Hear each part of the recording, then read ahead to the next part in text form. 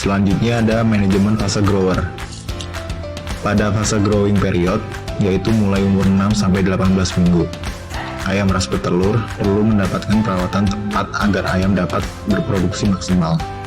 Perawatan ini meliputi pencapaian bobot standar, kesehatan ayam, keseragaman minimal 85%, dan memiliki kekebalan tinggi terhadap penyakit. Pemberian pakan disesuaikan berdasarkan pencapaian bobot ayam dan kondisinya, bukan atas dasar umum ayam.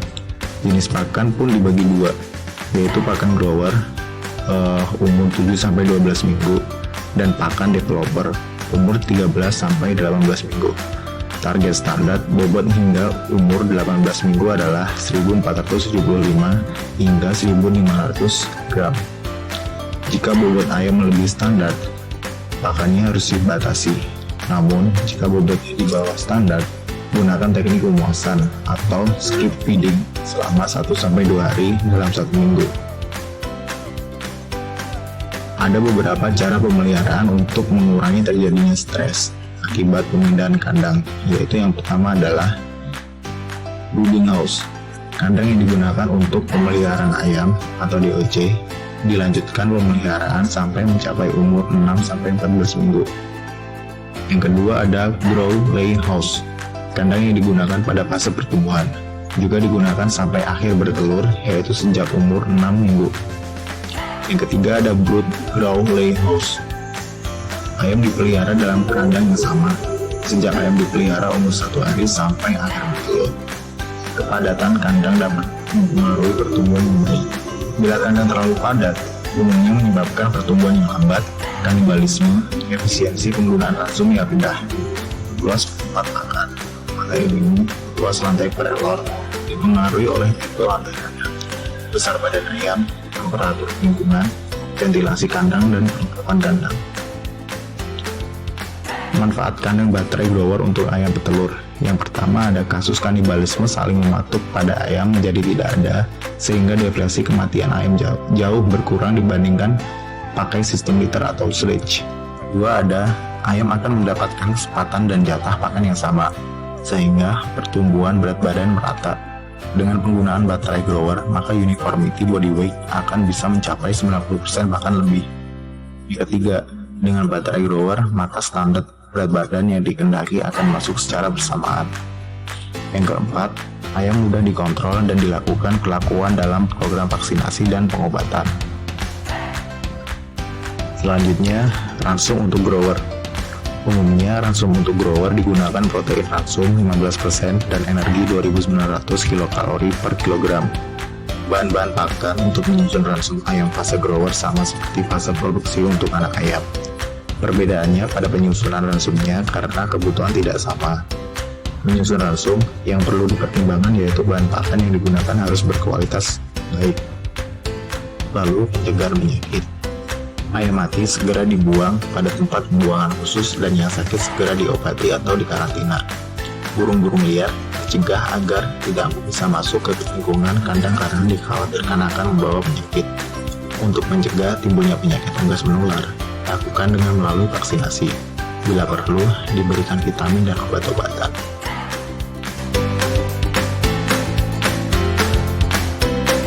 Selanjutnya, kita masuk ke fase layar. Fase layar merupakan fase di mana ayam mulai bertelur, kira-kira saat ayam berumur 24 minggu. Pada saat ayam berumur 21 minggu, maka ayam siap untuk dicampurkan antara jantan dan betina dengan perbandingan 1 pejantan berbanding 10 betina. Selanjutnya ada manajemen pemberian pakan dan minum pada fase layar. Pergantian pakan mulai dilakukan bila ayam sudah mulai produksi. Pakan betina mulai diganti dengan kandungan nutrien yang lebih tinggi. Jumlah tempat pakan pada kandang harus sesuai agar ayam tidak berebut saat mencari makan. Biasanya tempat pakan yang digunakan yaitu hanging feeder untuk 8-12 ekor ayam. Jumlah pemberian pakan betina setiap minggunya harus ditingkatkan untuk mencapai target badan 5% produksi. Penambahan pemberian pakan sampai mencapai puncak pakan bisa dimulai setelah 5% produksi. Ransum yang disusun harus mengandung zat makanan yang diperlukan dan dalam keadaan imbang agar diperoleh performance yang optimal. Penyediaan tempat minum yang cukup yaitu satu bell drinker untuk 60 ekor ayam atau satu nipple per 8 ekor ayam, dan pemberian air minum diberikan secara ad libitum. Selanjutnya masuk ke manajemen perkandangan pada fase layar. Pengolahan nest juga perlu dilakukan pada fase ini. Tinggi sangkar tidak boleh lebih dari 45 cm dari liter. Sangkar harus diberikan alas dengan sekam yang sudah tersedia pada waktu awal produksi untuk mencegah kasus floor egg. Kasus floor egg yaitu di mana ayam bertelur tidak pada tempatnya. Penempatan nest harus ditata secara merata pada setiap bagian ruangan kandang sehingga ayam mudah mencapainya. Biasanya ukuran sangkar per kotak untuk bertelur sekitar 35 kali 30 cm. Apabila sekam sudah kotor, sebaiknya segera diganti. Biasanya disebabkan karena terkena pecahan telur. Saat mengganti sekam harus dalam keadaan steril.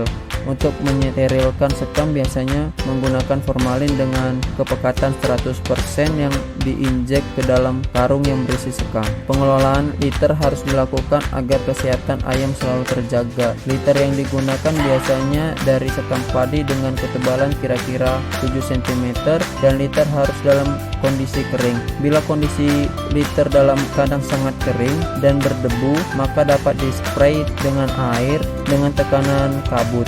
Air juga dapat dicampur dengan desinfektan agar kandang tetap steril.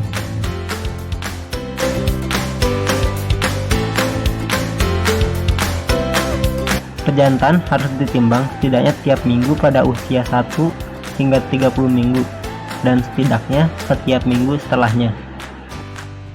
Vlog yang keseragamannya buruk pada usia 15-16 minggu dapat dinilai pada resistensi paruh dengan pejantan yang paling tidak berkembang dan ditempatkan pada pen terpisah dan diberikan pakan tambahan untuk membantu meningkatkan perkembangan seksual dan keseragaman konformitas.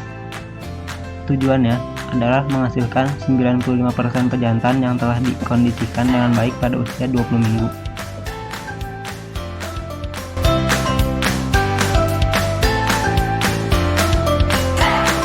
Saat distribusi dan penyimpanan sementara ini, suhu vaksin itu harus selalu dikondisikan antara 2-8 derajat Celcius.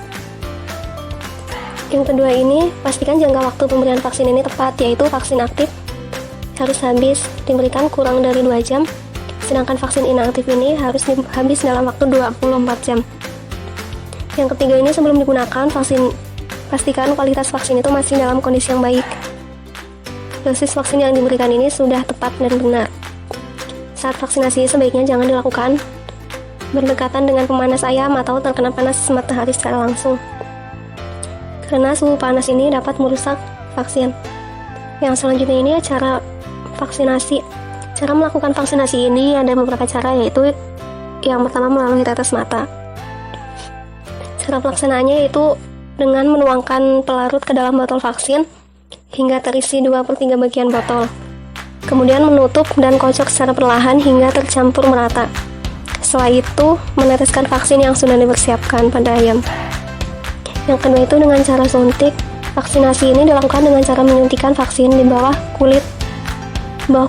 Biasanya itu sekitar leher. Yang ketiga itu ada melalui air minum. Vaksinasi ini biasanya dilakukan melalui air minum, di mana air yang digunakan itu harus dalam kondisi yang bersih. Peralatan yang digunakan juga harus bebas dari desinfektan.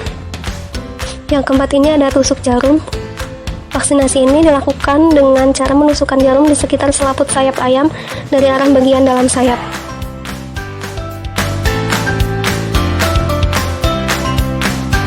Yang selanjutnya ada recording atau pencatatan. Recording adalah catatan tentang segala sesuatu yang terjadi selama periode pemeliharaan. Nah, biasanya recording ini berisi tanggal masuk DOC, nama peternak, strain, kode box DOC, kondisi DOC, periode pemeliharaan, jumlah pakan, bobot harian, obat, dan vaksin, serta mortalitas ayam. Fungsinya ini untuk memberikan informasi mengenai pertumbuhan ayam dan efisiensi pakan. Pencatatan laporan kegiatan ini setiap hari harus dilakukan sejak DOC datang. Tujuannya itu untuk pembuatan laporan, yaitu untuk mengetahui perkembangan ayam, terutama perkembangan bobot badan mingguan. tingkat keseragaman, tingkat konsumsi pakan, serta perkembangan kesehatan ayam.